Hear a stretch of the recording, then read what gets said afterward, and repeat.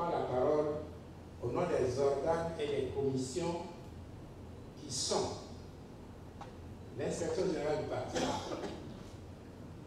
le conseil politique permanent du parti, le conseil de discipline du parti, l'école du parti, la commission communication et organisation des manifestations, la commission protocole, la commission logistique, la commission finance et la commission électorale et application numérique.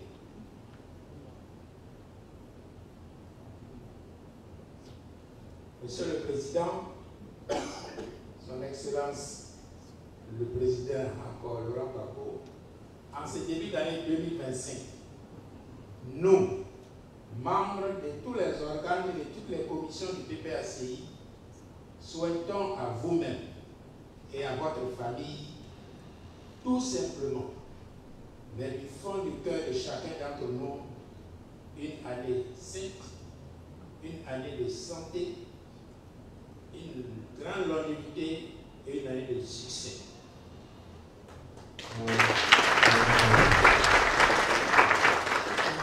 Monsieur le Président, comme nous l'avons tous constaté en 2024, sous votre leadership, le PPACI a fait de grandes étapes positives dans sa consolidation sous l'échiquier politique ivoirien. Nous l'avons tous constaté également, en plus de leurs charges statutaires respectives, chacun des organes et des commissions a largement participé au succès des grandes activités du PPACI de l'année 2024. À titre d'exemple, nous citerons les activités suivantes. Je sais que le texte reviendra là-dessus largement. Mais le renforcement de l'implantation du parti, la fête de la Renaissance 2024, la convention du PPACI, l'opération CAP 2025, l'opération Jeune, Gbagbo vous écoute, l'opération CAP 2025, mais particulièrement sur toutes les actions qui ont été menées pour favoriser votre inscription sur la liste électorale, et plus récemment, les assises des femmes qui ont connu un très grand succès, qui a été unanimement salué et que vous avez vous-même félicité. Ça, c'était pour 2024. Monsieur le Président, 2025 est une année capitale pour notre pays.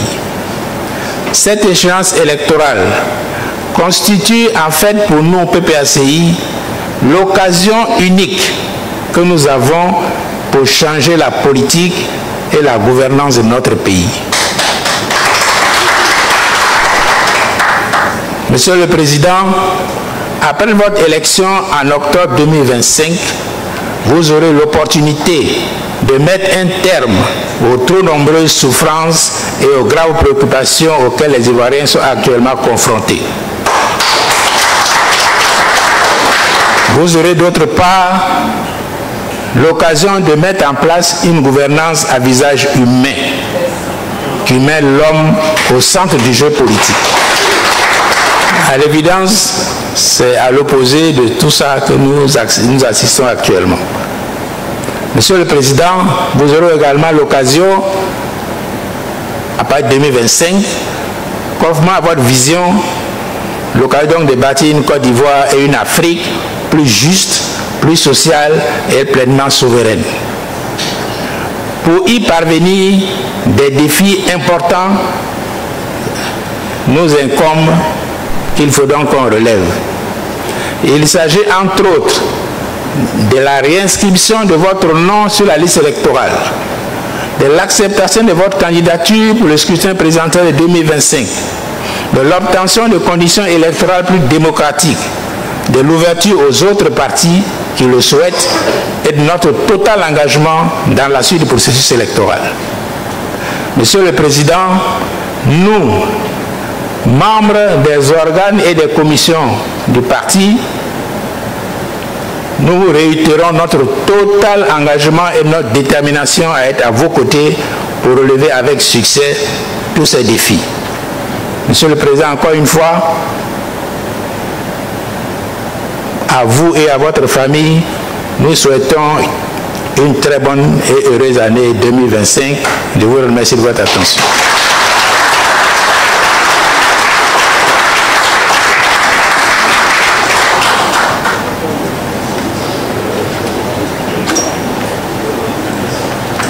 Ici. Le ministre Issa Malik Coulibaly, qu'on peut applaudir encore. Merci. Excellent, Monsieur le Président, votre parti, à peine né, a eu des élus nationaux, des députés et des maires. C'est en leur nom que j'appelle ici le député Lansime Keti Soumaoro.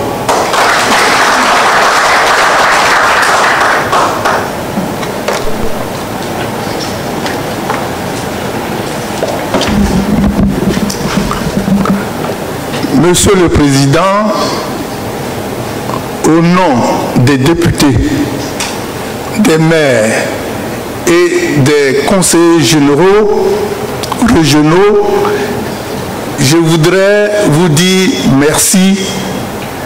Merci d'avoir inspiré beaucoup de confiance chez les Ivoiriens, d'avoir inspiré les pays de l'Alliance pour le Sahel, et quand nous voyons aujourd'hui que tout le monde entier parle de souveraineté, parle de patriotisme, je me dis, et les élus se disent, le président Gbagbo est quelqu'un qui voit toujours avant tous les autres.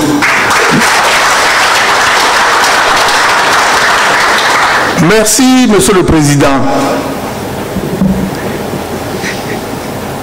Les élus, par ma voix, vous disent que l'année 2025 sera l'année du président Laurent Gbagbo.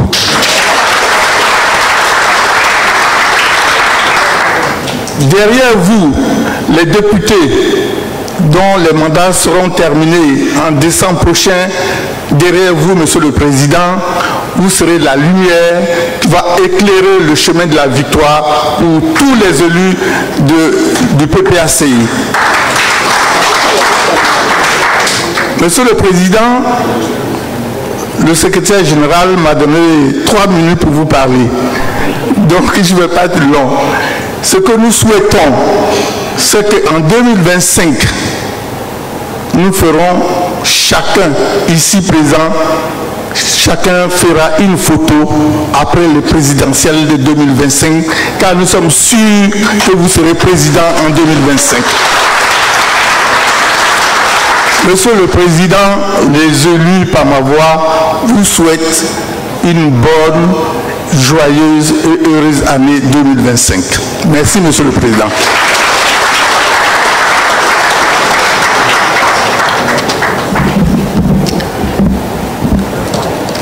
Lansime Keti Soumaoro, député de Cocody, merci.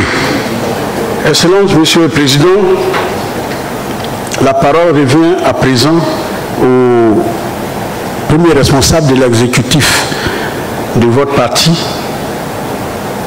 pour vous souhaiter ses vœux.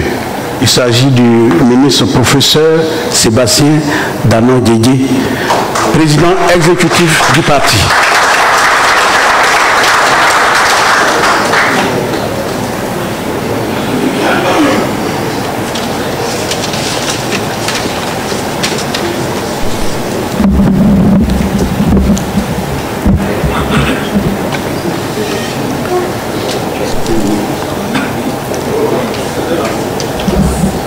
Camarade président Laurent Gbagbo, président du PPACI,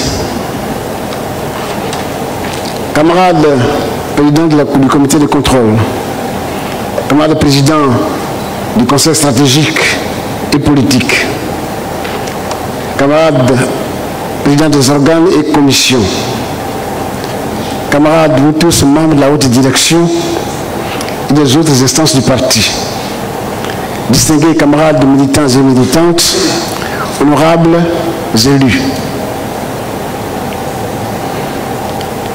Vous tous et vous toutes, je vous remercie d'être venus nombreux à cette cérémonie.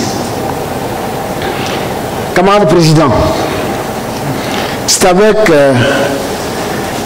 un immense honneur que je me tiens devant vous au nom de la direction exécutive du parti pour présenter nos vœux à ce début d'année 2025.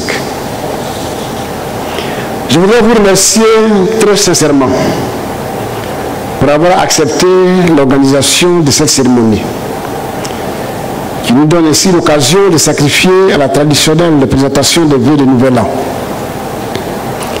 Nous sommes donc venus vous dire de vive voix, bonne et sainte et heureuse année 2025, camarades présidents. Une année s'est achevée avec son corollaire de fortunes diverses, dont chacun de nous a été témoin.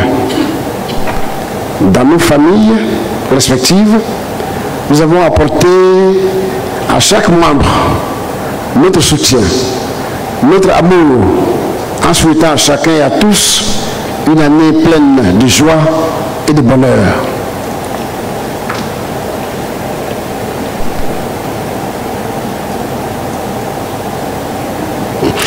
L'année 2025 a été marquée par des moments décisifs pour le PPACI et nous gardons en mémoire 3 dates importantes.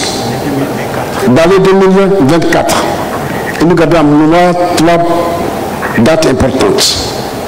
La première date, c'est la mobilisation phénoménale et exceptionnelle à la fête de la Renaissance du 6 avril 2024 à Agboville.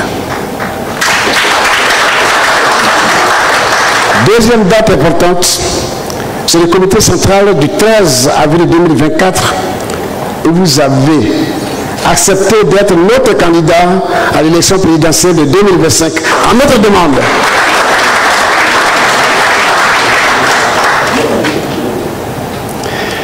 Troisième date importante, la convention. La convention extraordinaire qui s'est tenue au palais du congrès de l'hôtel Sofitel Ivoire le 10 mai 2024. Et nous avons eu l'immense privilège de vous investir officiellement comme notre candidat à l'élection présidentielle de 2025 dans une liesse populaire.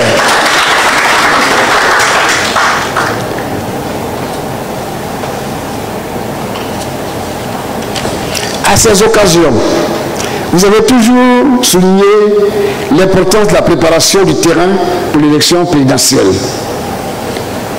Aussitôt, nous nous sommes mis au travail pour joindre l'acte à la parole avec le lancement officiel de l'opération CAP 2025 dont le volet révision de la liste électorale nous a fait prendre conscience de l'imperfection de notre chaîne de travail sur le terrain.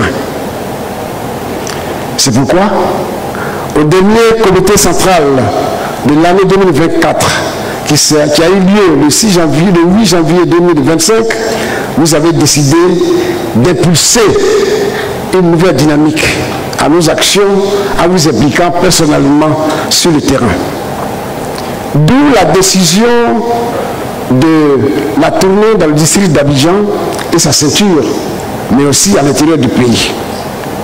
Autant de dossiers et d'engagements qui nous incitent à nous unir autour de vous et à vous accompagner sans calcul, sans faiblesse dans cette noble mission de restauration de la Côte d'Ivoire. Pour 2025, nous avons décidé de poursuivre et intensifier notre lutte pour l'obtention des conditions d'élection justes, transparentes, inclusives et crédibles. Tout cela passe par l'effectivité de votre candidature à l'élection présidentielle de 2025. La réforme en profondeur de la CEI, la réalisation de l'audit de la liste électorale. Il s'agit donc pour nous de bien comprendre les enjeux afin de nous focaliser sur l'objectif final que représente la reconquête du pouvoir d'État en 2025. Camarade président, vous incarnez ce noble combat démocratique pour lequel notre soutien vous sera toujours acquis. Parce qu'en réalité, c'est pour nous que vous avez choisi de continuer la lutte. En réalité, c'est pour nous que vous avez décidé de continuer la lutte.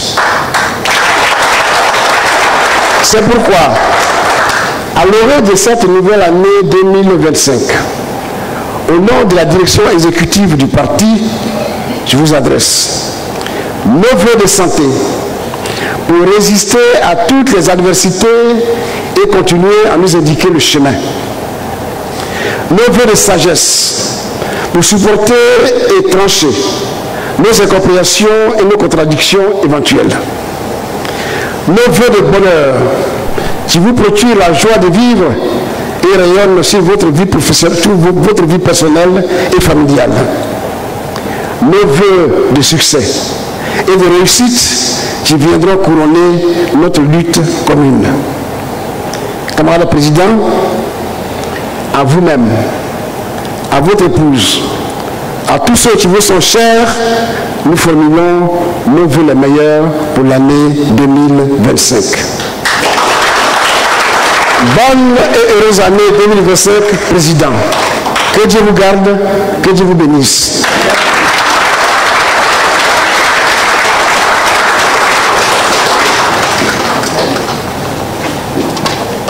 Professeur Sébastien Damodjégué.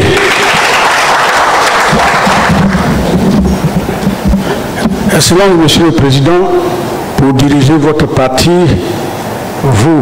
vous-même et vos vice-présidents, vous êtes entouré d'un organe puissant.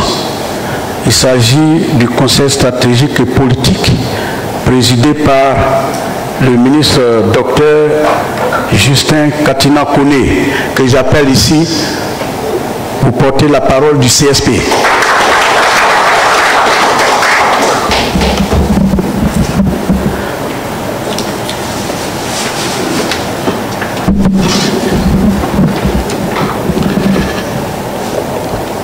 Excellence, Monsieur le Président,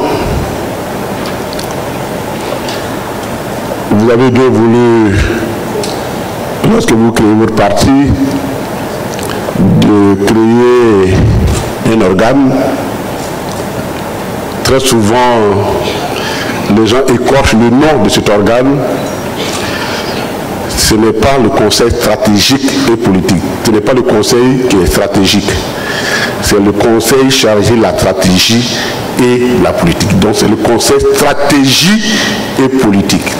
Ce ne sont pas des adjectifs, ce sont plutôt des objectifs directs, compléments d'objets directs. Donc, ce n'est pas d'objectif. Ce n'est pas le conseil qui est stratégique. Très souvent, ça revient et ça perturbe un peu la conception des choses. Ceci dit, est-ce que, Monsieur le Président,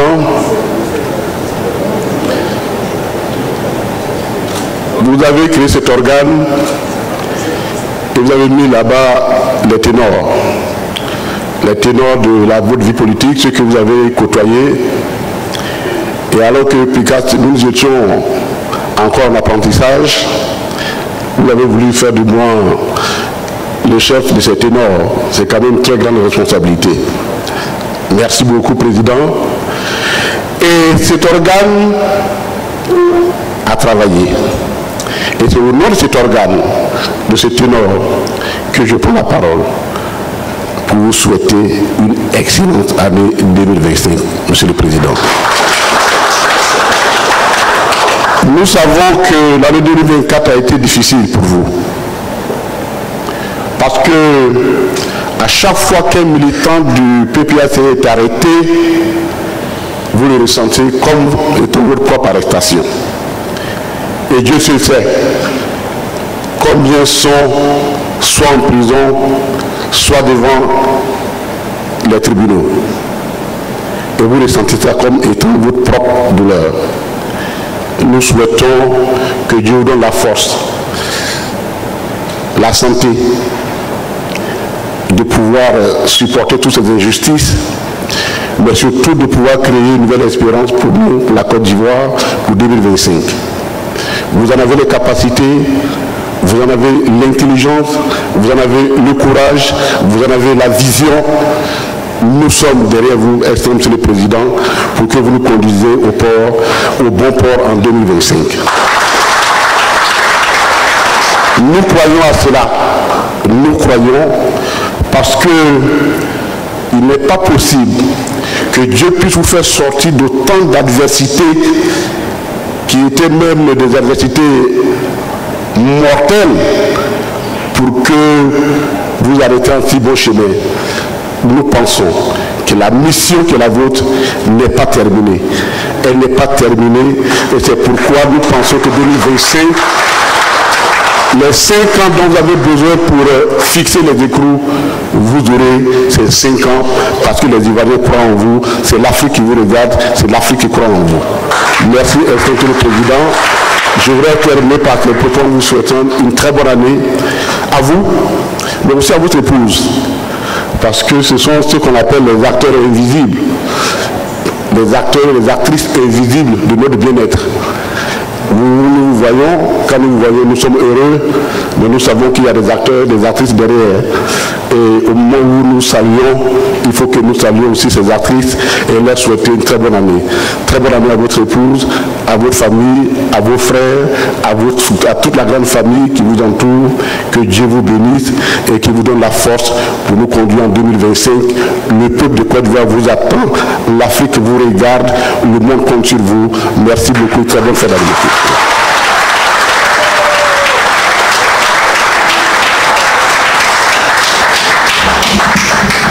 Justin Katina Kone. Merci pour la leçon de sémantique. On va en tenir compte. Ah oui, on parle français ici. Hein? Excellent, Monsieur le Président, la haute direction de votre parti a décidé de vous faire un cadeau de fin d'année, même si le cadeau arrive un peu plus tard en pleine année. Je voudrais bien, ça arrive au début d'année et en plein mois. Je voudrais appeler d'abord la députée Zaya Bet, la députée Akebie Marie et le maire Assindin Théodore. Ce sont les porteurs spéciaux du cadeau. Et j'appelle ici le professeur Sébastien Danon Djedje, le PEX, qui va dévoiler et expliquer ce que représente ce cadeau.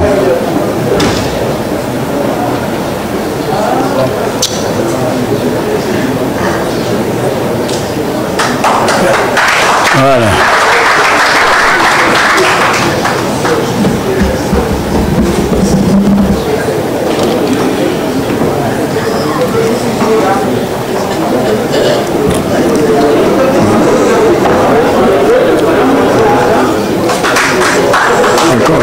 Merci.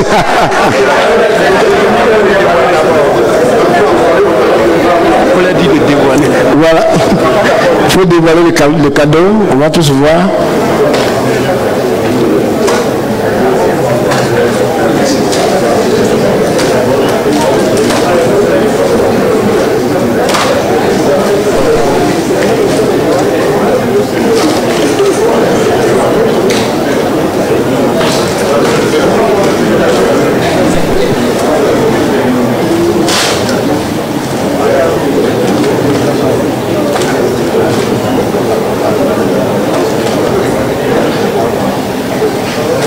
C'est précieux, donc ça prend du temps.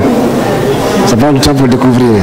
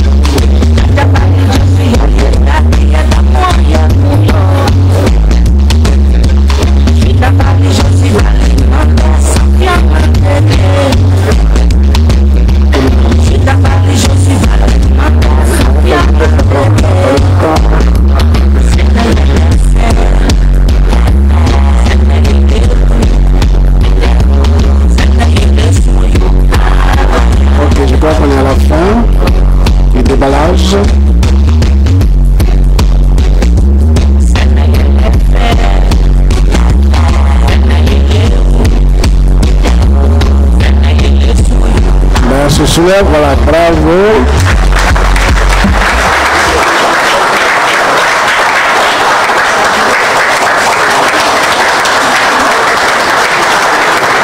Merci beaucoup.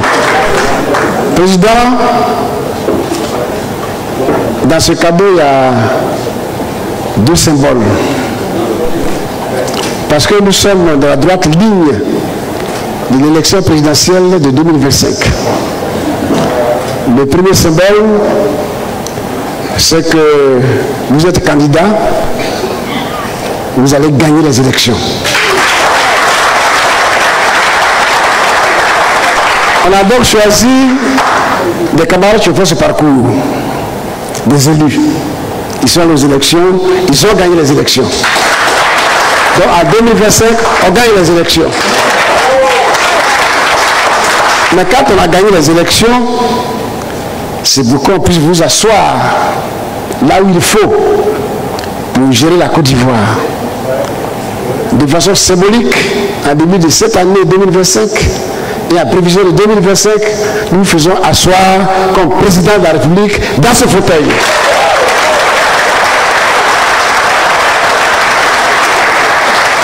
Voilà le cadeau que vous offre le PPACI, tous réunis ici. Camarades, merci à vous. Président, encore bonne année. Je vous remercie.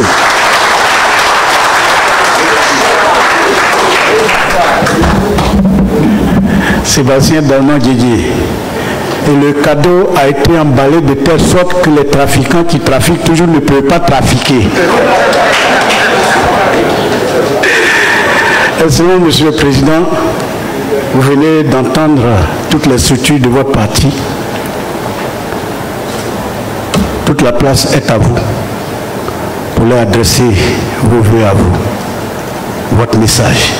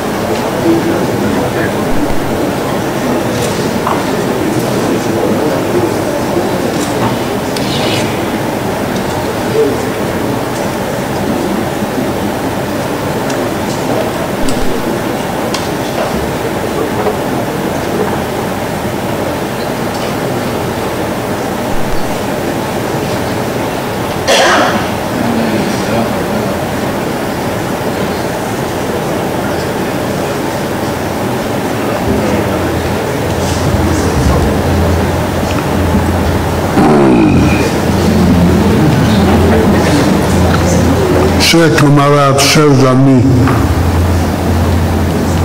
bonne année à vous.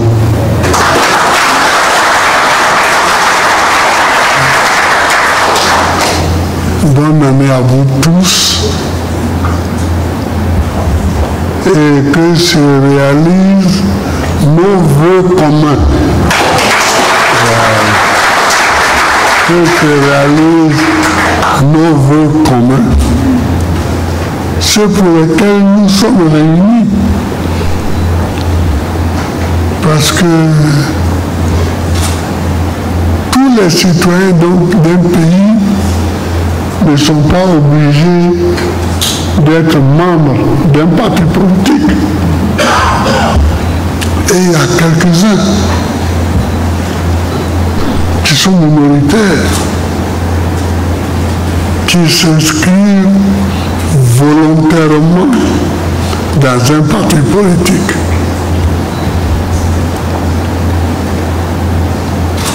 C'est pourquoi le parti unique est un viol.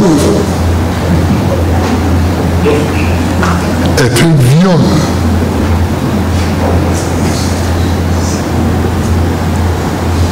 Donc, quelques citoyens, comme ça, s'inscrivent dans des partis politiques.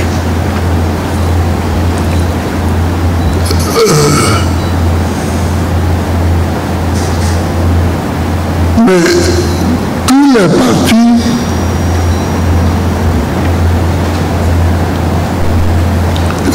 pas égaux du point de vue de la pensée. Chaque parti a la marchandise qu'il vend. Chaque parti vend sa marchandise. Et nous qui sommes ici,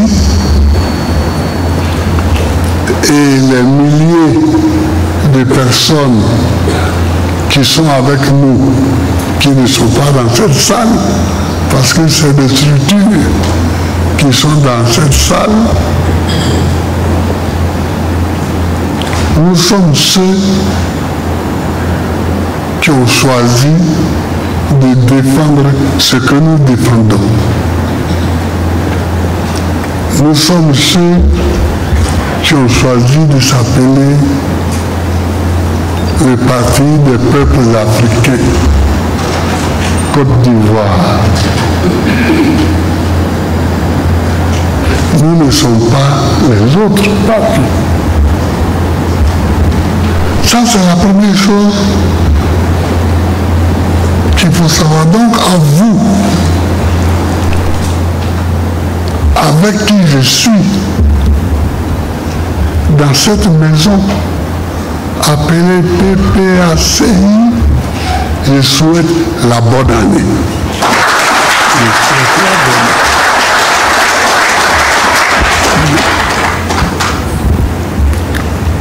Une fois que j'ai souhaité la bonne année, on peut se lever et aller à la maison. Quelqu'un dirait, c'est trop facile. C'est trop facile. Et une fois qu'on a dit ça, une fois qu'on a dit que nous avons dit que nous avons les meilleures idées pour la Côte d'Ivoire et que nous avons la meilleure pratique politique pour la Côte d'Ivoire. Parce que c'est ça aussi dans chaque parti. Les militaires de chaque parti croient qu'ils sont les meilleurs pour le pays. Vous savez, la démocratie, là, ça signifie une chose que les gens ne veulent pas souvent mettre devant leurs yeux. Ça signifie qu'on n'est pas d'accord dans le pays. Ça signifie qu'on n'est pas d'accord. Parce que si on est d'accord, on n'a pas besoin de parti. Si on est tous d'accord, les 30 millions d'habitants, si on est tous d'accord, on n'a pas besoin de parti. Et c'est ça que le parti unique voulait nous faire croire. Le parti unique de type africain. Parce que le parti unique de type soviétique a l'honnêteté de dire c'est la lutte des classes. Et nous imposons la dictature du prolétariat. C'est ça que le parti unique de type soviétique dit. Donc, c'est clair et c'est franc. Mais quand ils sont en Afrique, on dit nous sommes tous d'accord derrière le chef. Lequel n'a jamais exprimé une idée. On dit nous sommes tous d'accord derrière lui.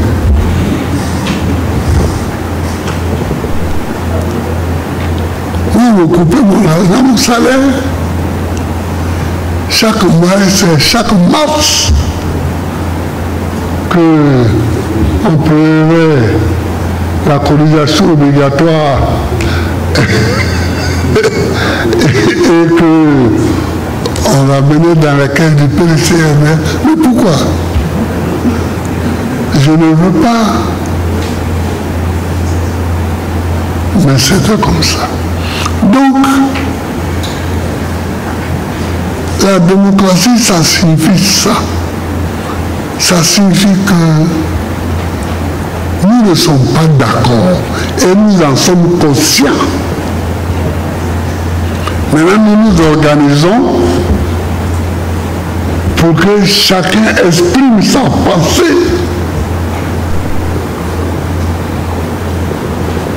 Sans mettre les autres en danger.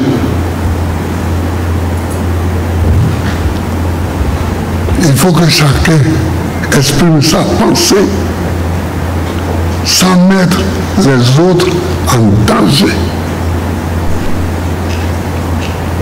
C'est au siècle de Périclès, en Grèce, que cela a été inventé, que cela a été formulé, parce que les désaccords étaient patents autour de la République. Les désaccords étaient patents.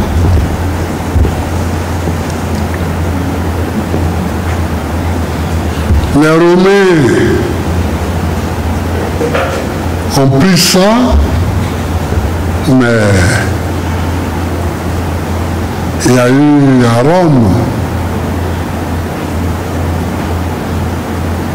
des gens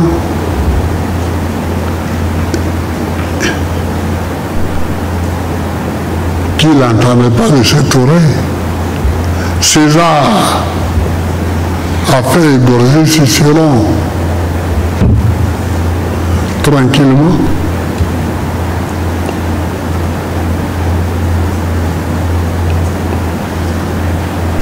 Quand Cicéron a vu que César voulait le faire tuer, il a couru.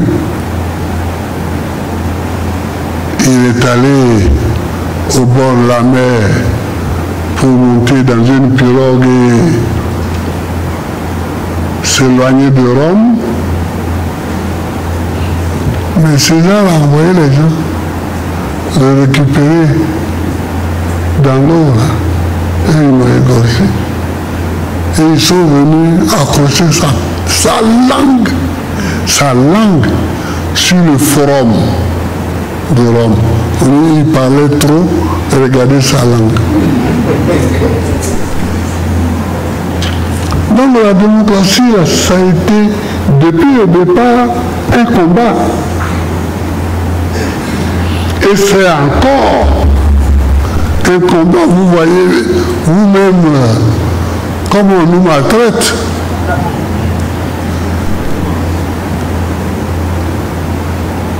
Le petit Picasso, l'autre petit,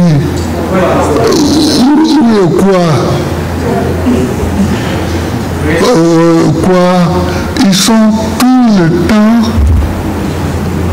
devant les tribunaux. Parce qu'ils ont exprimé une pensée qu'on ne veut pas entendre. Et moi je les défends.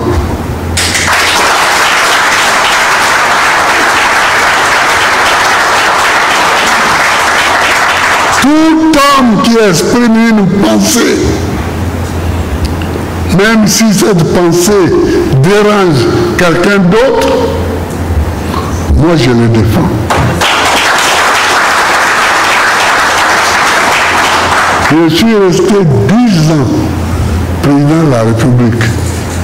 Je n'ai pas mis en prison quelqu'un à cause de la formulation d'une pensée. Jamais.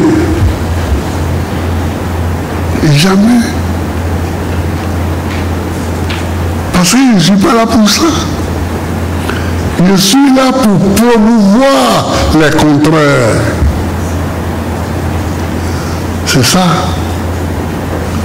Je suis là pour promouvoir les contraires. Alors,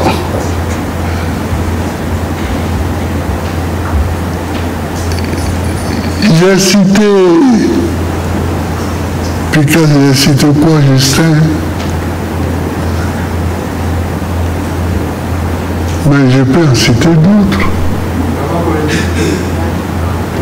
Je peux en citer d'autres. Attendez, laissez-moi parler. Voilà.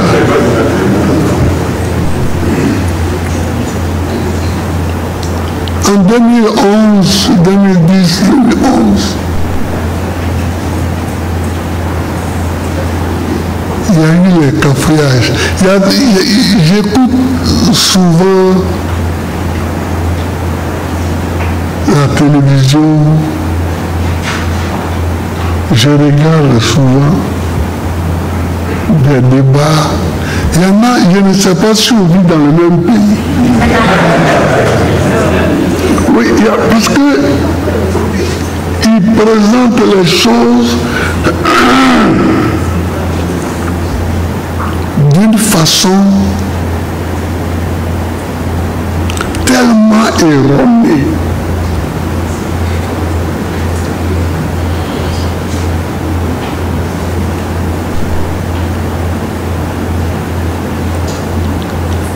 Il dit, par exemple,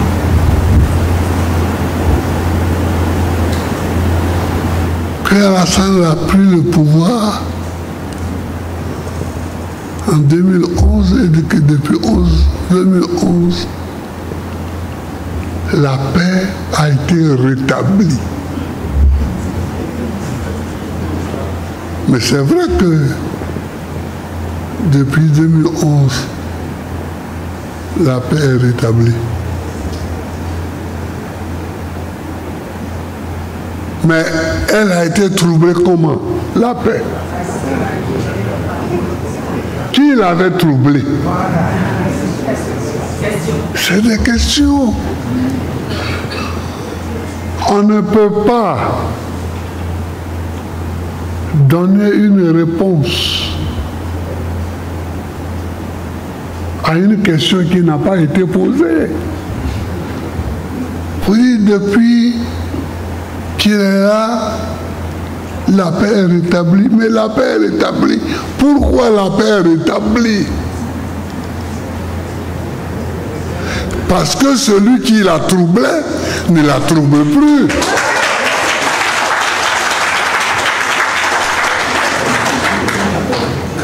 C'est ça. Parce que celui qui la troublait ne la trouble plus. Et cette simple phrase qu'il faut ajouter, il ne l'ajoute pas.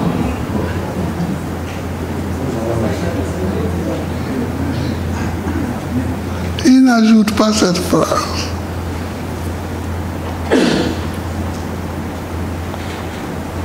Ils ont arrêté donc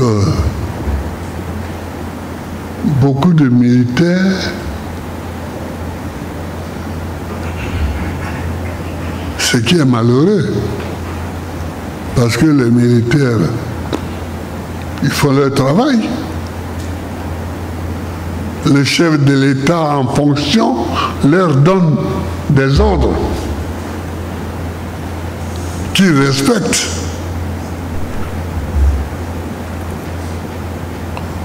Aujourd'hui, Dieu merci, beaucoup d'officiers qui étaient en prison sont sortis. Beaucoup de sous-officiers sont sortis de prison. Dieu merci. Mais il en reste deux. Il reste Seka Yapo Anselme. Beaucoup de gens se trompent souvent en disant Seka Seka. Non, Seka Seka, c'est le nom d'une danse. C'est le nom d'un morceau de musique. Ce monsieur à qui vous pensez s'appelle Seka Yapo Anselme. Il est d'Arzopé. Et il est commandant.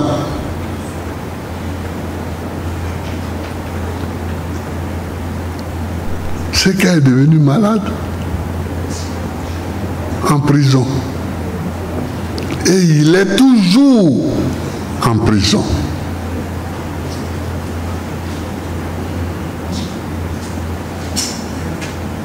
Demandons, prions pour qu'on le guérisse, qu'on le soigne, qu'on le sorte de prison et qu'on le donne à sa famille. C'est ça. Le monsieur est là-bas. Ses enfants s'en vont. Et quelquefois, ils ont même de la peine à le voir. Mais il est malade.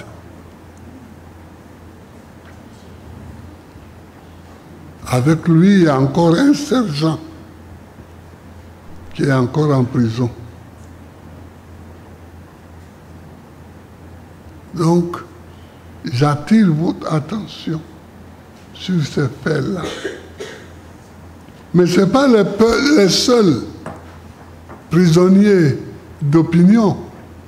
Non. Non. J'ai noté ici comme ça, gribouillé, quand vous parliez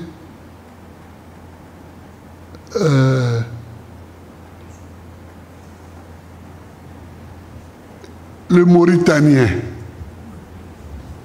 enfin, Seif Biko le Mauritanien, qu'est-ce qu'il fait en prison? Seif Biko le Mauritanien, c'est devenu son nom, hein, le Mauritanien. Mais qu'est-ce qu'il fait en prison? Et puis, moi, j'ai été étonné, pour moi qui ai été chef d'État, d'envoyer un Grumman, c'est-à-dire un avion de la flotte présidentielle, aller jusqu'en Mauritanie pour chercher un cyberactiviste et le ramener à la Maka ici, Abidjan, Nouakchott, Abidjan. Mais c'est honteux. C'est honteux. Mais s'il est là-bas, qu'il pianote sur ces trucs pour critiquer, mais vous le laissez insulter, vous le laissez critiquer, qu'est-ce que ça fait? Ça ne change rien à la vie de la Côte d'Ivoire. Rien. Ça ne change absolument rien à la vie de la Côte d'Ivoire que Seif Biko soit en Mauritanie et qui critique la politique de son pays. Mais on a envoyé un avion avec du kérosène aller d'Abidjan à Nouakchott et de Nouakchott à Abidjan. Seif Biko aussi doit sortir de prison. Si c'est pour le mettre en prison qu'on a été le chercher, c'est pour rien qu'on a été le chercher. Parce que ça ne mérite pas.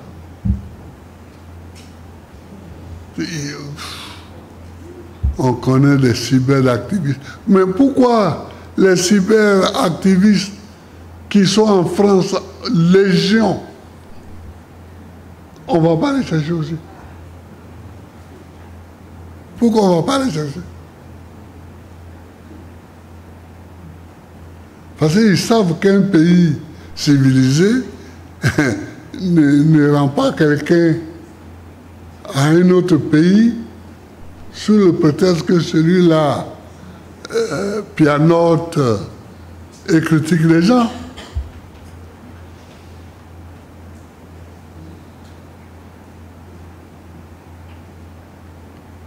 Je vous dis tout ça pour vous que vous compreniez que notre lutte pour la démocratie, là, on n'est pas encore arrivé au milieu du combat. On est encore loin. On est encore loin. Regardez Gala Kolebi. Gala Kolebi. Un enfant. Moi, un jour, j'étais à Mama. Et puis, je vois, je sors de ma chambre, on me dit que la dame, là, la société civile, là, puis le shérif Balé est venu me voir. Donc, je sors, je vais dans le salon où elle était assise, je la trouve assise avec un petit qui était même timoré, comme ça. On finit de bavarder, ils sortent, ils s'en vont, et c'est là qu'on me dit que le petit là s'appelle Gala Kolebi. J'ai dit, bon. Puis quelques temps après ici, on dit des gens encagoulés sont rentrés chez Gala Kolebi, ont mis le revolver sous la tempe de sa femme et puis sont partis avec lui. Mais ce n'est pas de bonne manière. Ce n'est pas de bonne manière. On ne fait pas ça. Un petit gars, si vous voulez l'arrêter, vous le convoquez dans un commissariat à côté, et puis vous l'arrêtez, mais vous n'envahissez pas sa maison avec des gens en cagoule, avec un pistolet, comme s'il s'agissait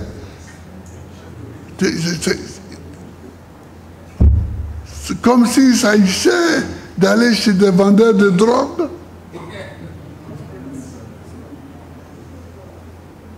Donc, Gala Kolebi aussi, il faut qu'on les laisse. Il faut qu'on les libère. Il faut qu'on les libère.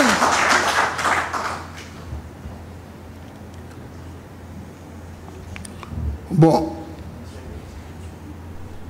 Le plus honteux, c'est même pas ça. C'est des gens qui manifestent contre la cherté de la vie.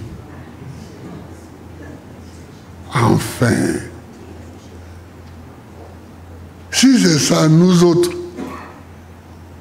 on devrait être allés en prison 250 fois au moins. Mais la vie est chère.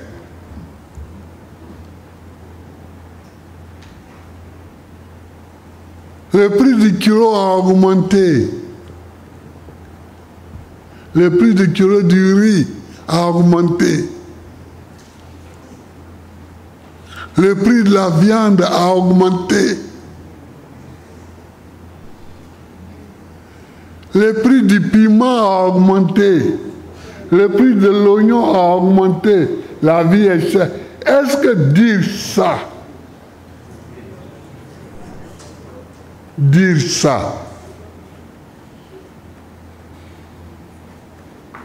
c'est dangereux? Parce que la prison, là, je vous apprends qu'elle est créée pour mettre des gens dangereux à l'abri de la société. Pour que les gens qui sont dangereux pour la société soient enfermés quelque part en attendant qu'ils réfléchissent avant de les faire sortir.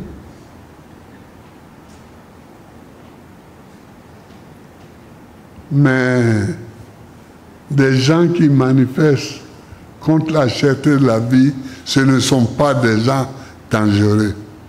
Ce sont au contraire des gens qui veulent que le prix de la vie redevienne normal pour que chacun puisse manger à sa faim chaque jour. C'est ça. Et moi, ceux-là, je les défends. Je les défends. Vous comprenez? Donc, j'ai cité tous ces faits, chers camarades, pour vous montrer que la démocratie, quand on dit la démocratie, c'est un grand mot, mais ça couvre toutes ces réalités que nous vivons au quotidien.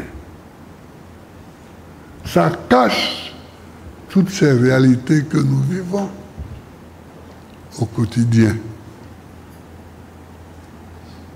On ne peut pas être démocrate et puis rester silencieux devant des attaques comme ça contre la démocratie. On va à Djamé. Le village d'Adjamé, qui est un village qui existait avant qu'Abidjan n'existât. C'est un village. Et puis, parce que un gouvernement a un plan pour arranger la cité, il vient, il casse les maisons des gens. Et ces gens sont au dehors. Mais moi, j'ai cru, quand j'étais encore à Bruxelles, que c'était un coup. Comme ça, quand ils ont cassé Port-Boué et que la télévision française nous a montré les gens de Port-Boué qui allaient se coucher sur les tombes parce qu'ils n'avaient plus d'endroit pour dormir. La télévision française nous a montré ça. Mais même les Français qui ont montré ça croyaient que, bon, c'était passager.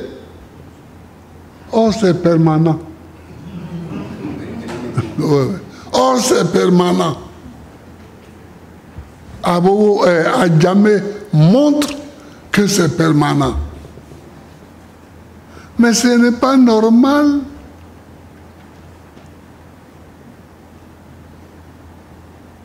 que la destruction des biens soit une politique permanente.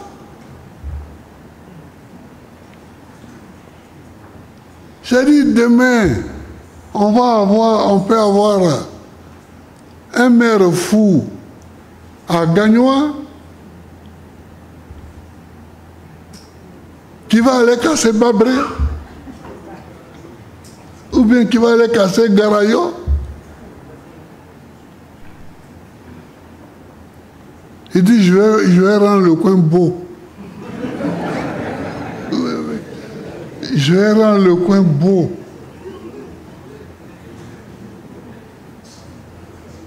Ou bien je vais faire une autoroute là.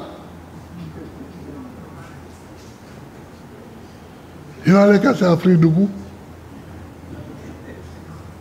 Il va aller casser. Mais on est où là? On est où là? Je ne peux pas donner ma caution à une telle politique. Je ne peux pas. Je ne peux pas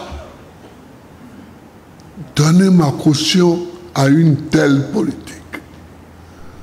Parce qu'elle est profondément anti-humaine. Elle est profondément anti-humaine. Or, la politique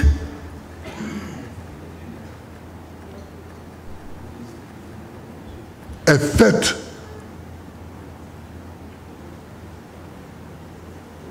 pour rendre humain, pour rendre humaines les décisions qui sont prises par l'État. C'est ça le rôle de la politique. Elle est faite pour rendre humaines les décisions qui sont prises par l'État. Donc, une telle politique qui consiste à casser GESCO, à casser Adjamé, à casser Port-Boué, moi je ne peux pas m'associer à ça. Quand j'étais président, j'étais une fois au palais, là, au plateau, et j'ai appris que quelqu'un voulait casser des maisons à Port-Boué.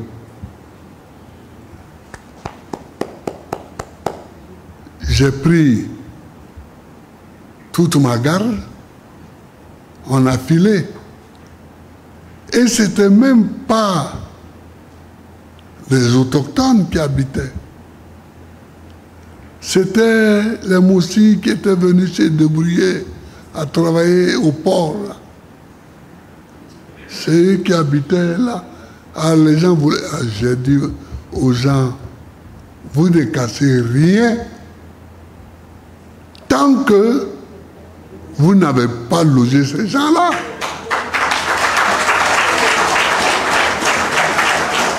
Ah oui. Parole du président de la République.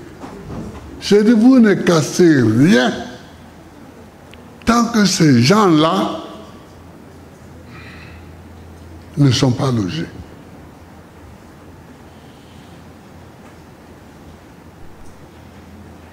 Et ils ont respecté ça. Vous voyez, c'est ça qu'on appelle faire la politique. On peut arriver au même résultat, mais sans faire de casse. Une fois que des solutions ont été trouvées pour loger les concernés, alors vous pouvez faire ce pourquoi vous êtes d'accord, vous et eux. Maintenant, vous venez un matin, vous cassez. Vous cassez. Et les gens pleurent. Et plus ils pleurent, plus vous cassez. Plus ils pleurent, plus vous cassez. C'est quoi ça?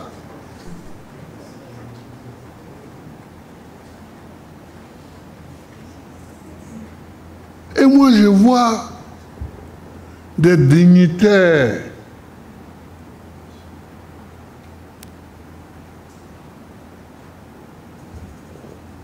de ce parti-là au pouvoir qui plastronnent. Ils plastronnent. Plus les gens pleurent, plus ils estiment qu'ils sont grands.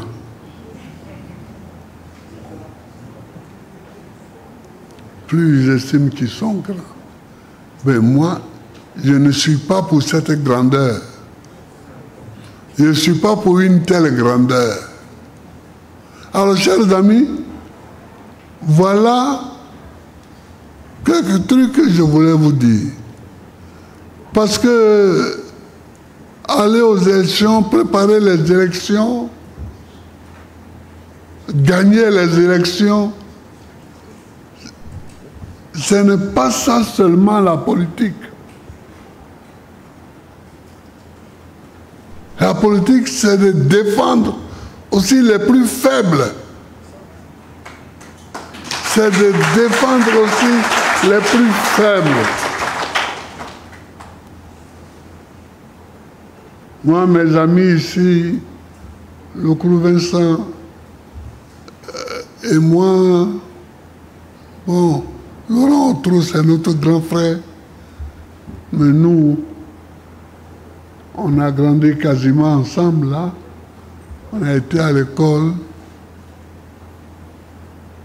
Nous sommes parmi les familles faibles,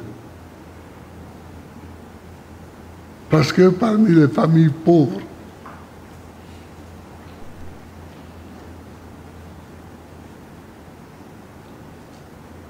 mais si on nous maltraite comme ça, si on nous avait maltraité comme ça, on ne serait pas arrivé où on est arrivé. Le Crou a été ministre de l'Agriculture dans ce pays. Il a été ministre. Moi, j'ai été chef d'État. Mais si on nous avait maltraités, comme on maltraite aujourd'hui les gens dans les quartiers, à Yopougon, à Abobo, à Djamé, mais parce qu'on ne se demande pas que deviennent les enfants de ces gens-là. Surtout à Jesco, quand je suis descendu. Ou à la Jesco, où je suis descendu. Là. Une école, en pleine année scolaire, vous cassez. Mais enfin, quels sont ces travaux qui ne peuvent pas attendre les vacances? Quels sont ces travaux-là qui sont tellement urgents qui ne peuvent pas attendre les vacances? Donc, je vous dis tout ça aujourd'hui. Ce n'est pas des choses dont nous discutons souvent. Mais aujourd'hui, pour la présentation des vœux, j'ai choisi de vous parler de ça.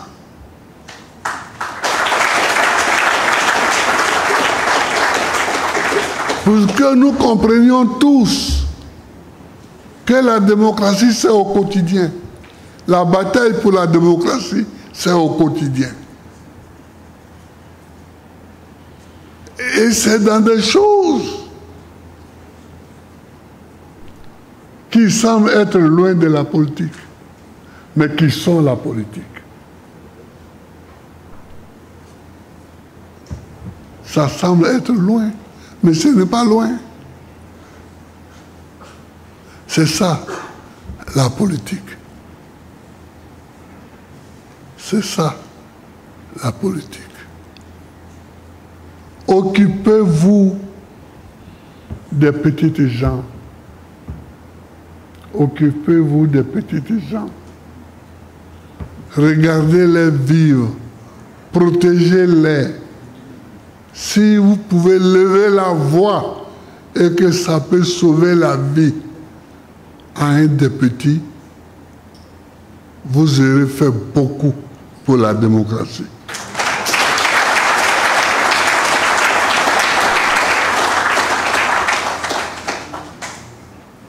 Si vous pouvez élever la voix, et que même si ça ne sauve pas la vie à un petit, mais que celui qui est en train de le torturer comprend que vous n'êtes pas d'accord, c'est ça, la lutte pour la démocratie aussi.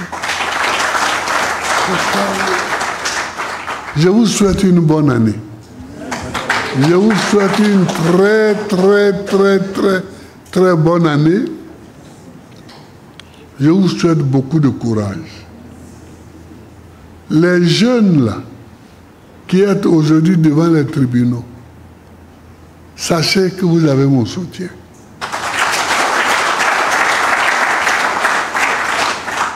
sachez que vous avez mon soutien. Mais dans des pays sous-développés, que vaut le soutien de quelqu'un qui n'est pas au pouvoir?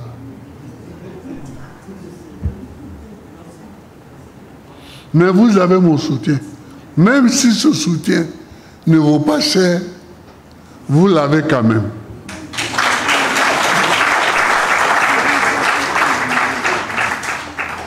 Même si ce soutien ne vaut pas cher. Ne dites pas ça, président. Hein?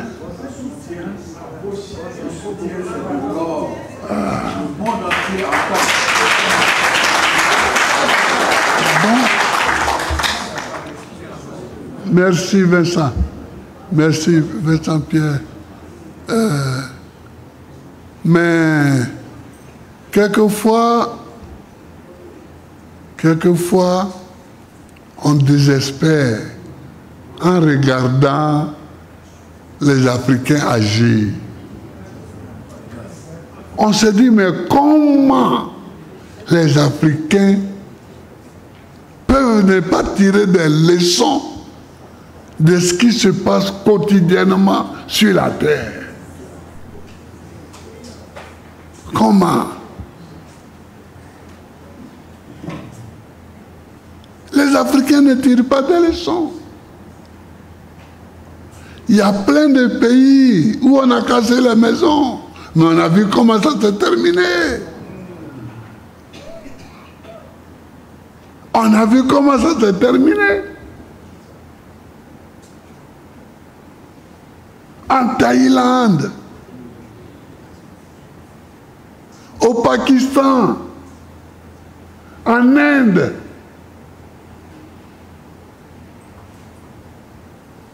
Dans ces pays-là. Mais à un moment donné, on va casser les maisons des gens. Mais ceux qui ont cassé les maisons, ils sont où aujourd'hui?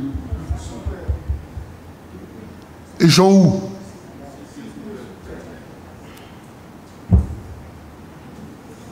Il y en a qui ont fui pour quitter le pouvoir.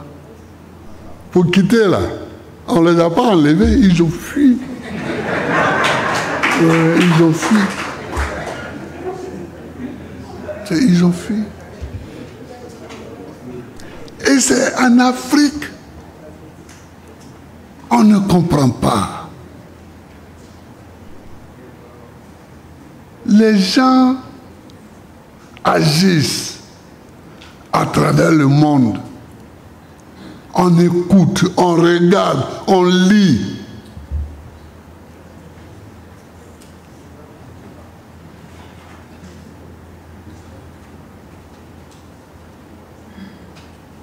Bon. Ayons courage et continuons le combat. Ayons courage et continuons le combat. Continuons la lutte pour la protection des faibles. Continuons le combat pour la protection des faibles. Continuons le combat pour la démocratie. Je vous remercie.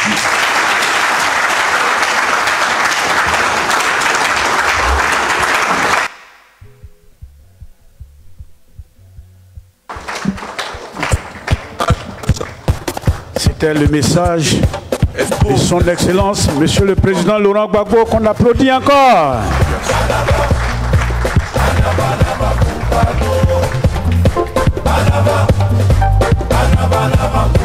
Ainsi s'achève la cérémonie de présentation de vœux 2025 au président du Parti des peuples africains Côte d'Ivoire.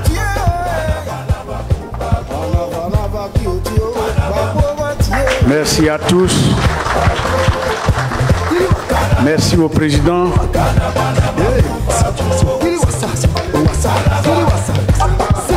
Président, merci beaucoup. J'ai failli dire, président, dites que c'est pas moi, hein, ils me regardaient tous.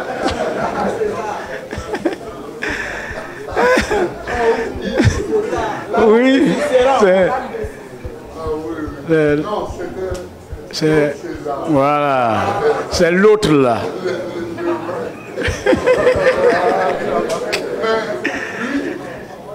Il a enlevé la langue de Cicéron. Mais vous savez comment il a tenu le Ah ouais? Ah, c'est ça. Un jour, il allait au chez